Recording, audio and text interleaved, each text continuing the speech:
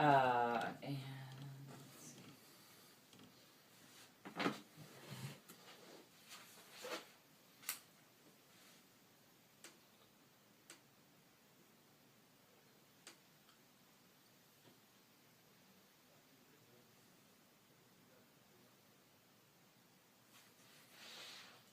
Hello.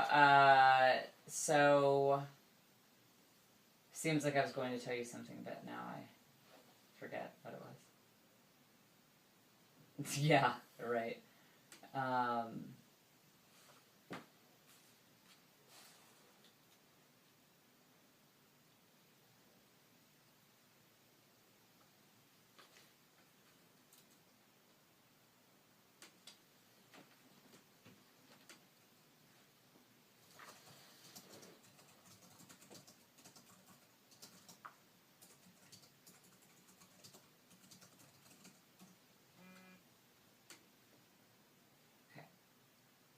What's the time?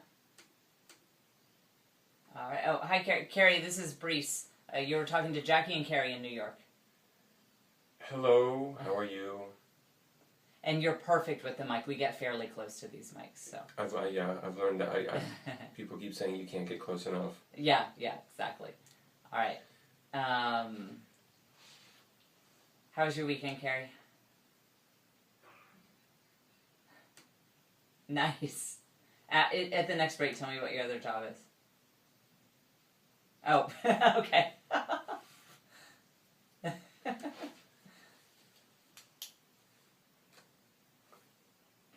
get to meet Carrie in person for the first time next week. Very excited about that. And Carrie's your producer, right? Jackie's my producer. Jackie's the producer. Yeah, Carrie is like assistant producer. Carrie is assistant producer. I like Panera for the record. Yes. Alright, we're probably about to be on here.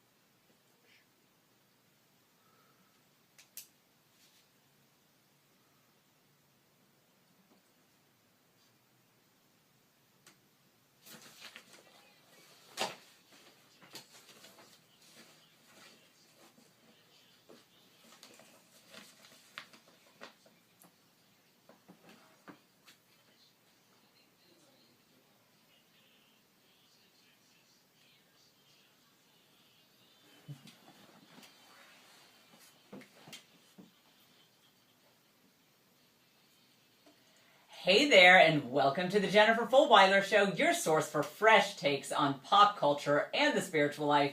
Your friend Jen joining you here from 2 to 4 East, that is 11 to 1 Pacific. So delighted to have you with me here on this fine Monday afternoon. As you know, I had a 3-day weekend. Sort of. I mean, I was working on Friday, but I was working on my book. I wasn't on the air. So I don't know about you, but I didn't feel quite ready for this Monday to begin. But I have a great fun show that I think you're really going to enjoy. Here in just a second, starting right out of the gate, we are going to talk to Brees Sokolowski. You might remember him when I did my epic tour of London and Rome when we were out going to Rome for Lino Ruli's wedding. I stopped through London and I had a great chat with Brees. He has CatholicFundraiser.net, and I got a lot of great tips from him that I often think about for when you have to ask people for money. And even if you are not a professional fundraiser, I guarantee you, at some point in your life, you are going to have to ask someone for money.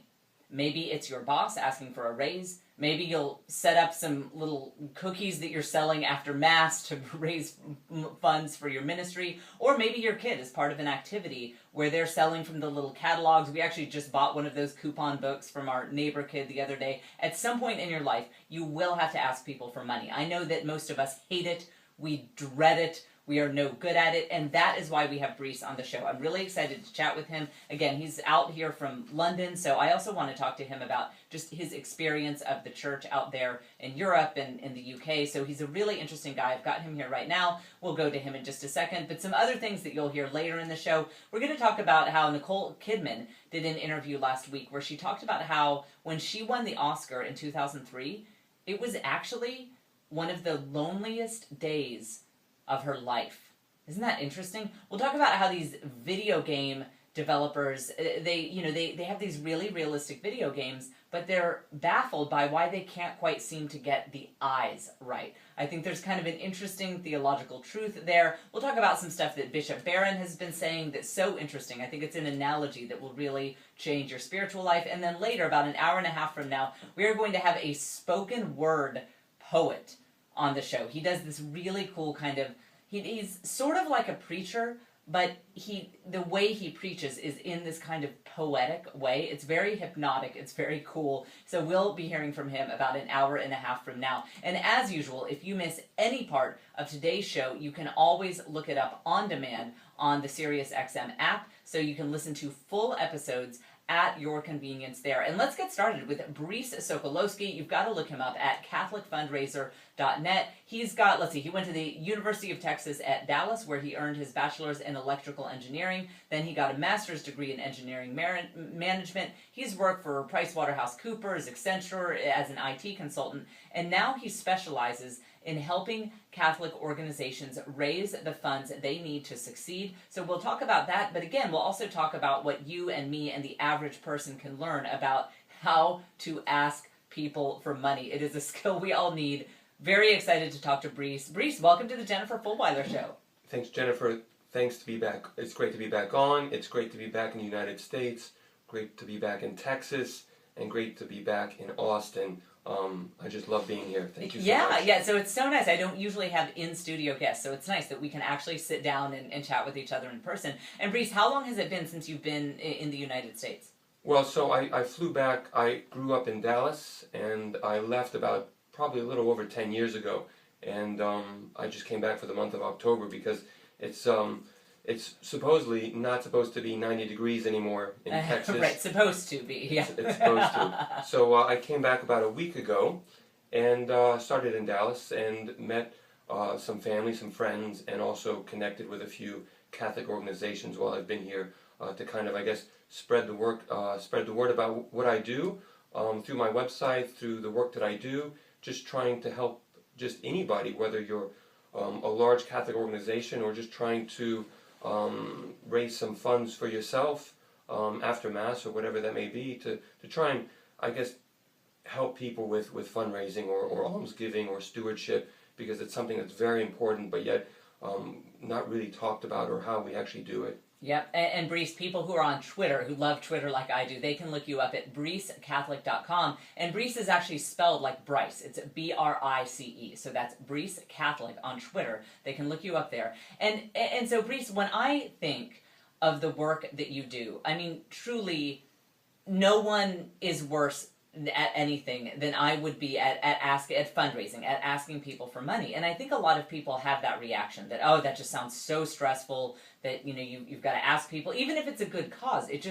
That's stressful to ask people to part with their funds to help your organization. So let's just start with, how did you get into this? Again, you worked for PricewaterhouseCoopers, you have a background in engineering. How did you go from that to being a professional fundraiser? I guess everything starts out with asking the big scary question, God, what do you want me to do with my life? Yeah, that's dangerous. and somehow he's asked me to work in fundraising.